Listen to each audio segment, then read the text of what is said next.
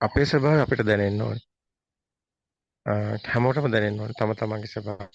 තමයි සමහරට හැසිරීම වල ආත්ම ස්වභාවය සංගවිලා තියෙනවා. සමහරට හිතන ආකාරය තුළ මම කියනවා නොබෙනෙන සංගවිලා.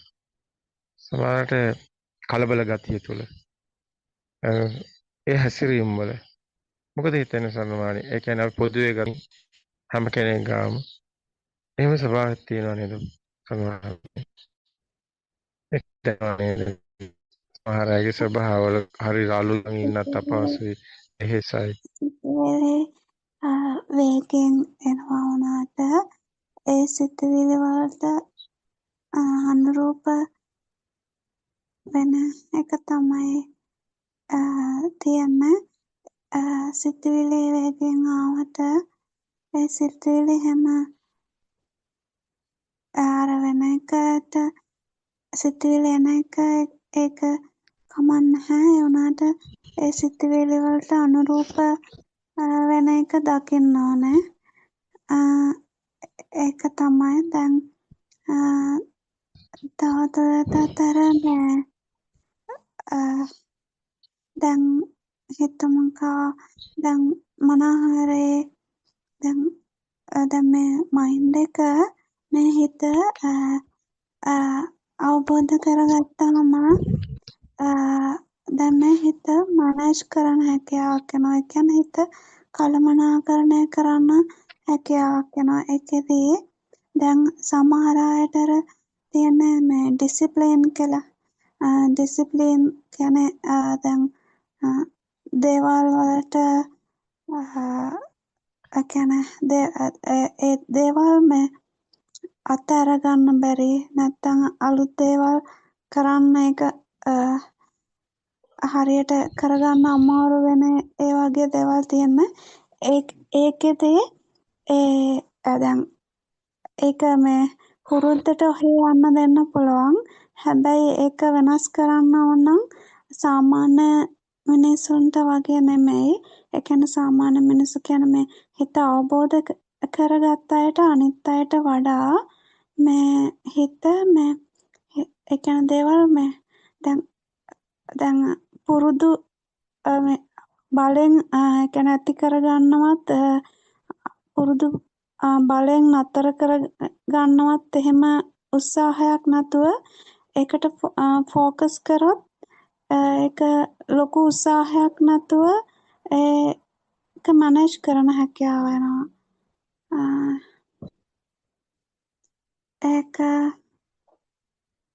ඒක මේ ඒක සාමාන්‍යයෙන් ධර්ම අවබෝධය වෙච්ච නැති අයට කරන්න අපහසු. ධර්ම අවබෝධ වෙච්ච අයට කරන්න පුළුවන් හැකියාවක්. සරණානි මේක අහන්න ඕනේ කතා කරනකොට මේ අපේ සමහර අය කතා කරනකොට ඒ කතා කරන ටික අහන් ඉන්නකොට හරි අපහසුයක්. ඒ කියන්නේ ආවේගශීලී කතා කරනකොටත් හරි සනීප නැහැ. ඒ කියන්නේ අපිට දැන් තියෙනවානේ අපිට කම්ෆර්ටබල් නේ අපිට දැනෙනවානේ අපිට කතා කරනකොට අපිට ෆීල් වෙනවානේ. මේ හරි නිකන් අර නිකන් අර සමහර කාලයක් තිස්සේ ද්වේෂය තිබිලා සමහර කාලයක් තිස්සේ ගින්නක ඉඳලා සමහරට ඒ සිතේ ස්වභාවය ඒ කටහඬේ පව තියෙනවා. ඒ කියන්නේ කියන විලාසය තුළ අර නිකන් ඉවස ගන්න බැරි දරා ගන්න බැරි ස්වරූපයක ඉදිරිපත් කරනවා. එතකොට නිකන් අහන් ඉන්න හරි අමාරුයි. එතකොට හරි ගෝසාවක් වගේ. එහෙම දැනෙලා තියෙනව නේද?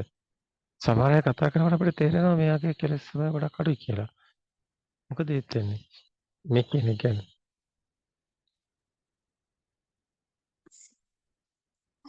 ඒකද ආයමංස අර තමර ඒකර වයිබ්‍රේෂන් එක තමයි ඒකෙන්ද අර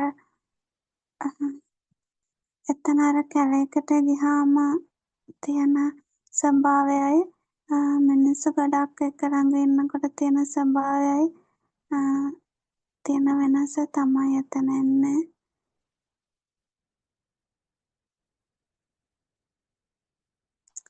ඒකෙදී අර ඔව් ඒ ඒ කියන්නේ කියන්නේ සමහරේ අර මිනිස්සුන්ගේ සිතුවිලි වලම අර ගින්නක් වගේ ස්වභාවයක්. කතා කරනකොට දැන් විතක්ක කරලානේ වචන පිට වෙන්නේ. සිතුවිල්ලක් තුලින්නේ වචනයක් පිට වෙන්නේ. අරමුණක් එක්කනේ වචනයක් පිට වෙන්නේ. එතකොට ඒ සිතුවිලි වල තියෙන අර ආතති ස්වභාවය ඒ වචනවල තියෙනවා. ඒක හරිය දැනෙනවා අර අකම්පිත ස්වභාවයකට නේද? ඒ කියන්නේ අපි කැලේක ඉන්නකොට එතන අපිට අර එහෙම මිනිස්සු අර එක වචනයක් කියනකොට ඒ වචනේ තියෙන ඒ සවුන්ඩ් වයිබ්‍රේෂන් එකේදී ඒ ඒ ඔක්කොම තියෙන රාග දේශ මොහ ස්වභාවය තියෙනවා එතනම එක වචනකම.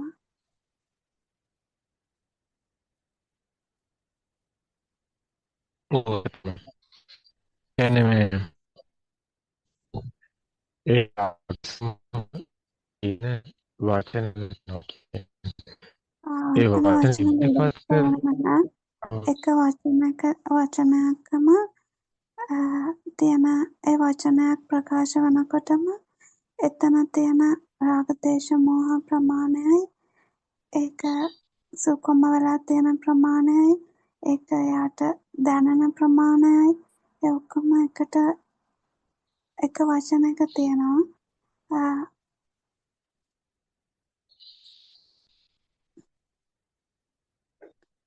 ඒකෙන් තමයි අර කෙනෙක්ගේ හිත ට්‍රැක් කරගන්නේ. ඒකදී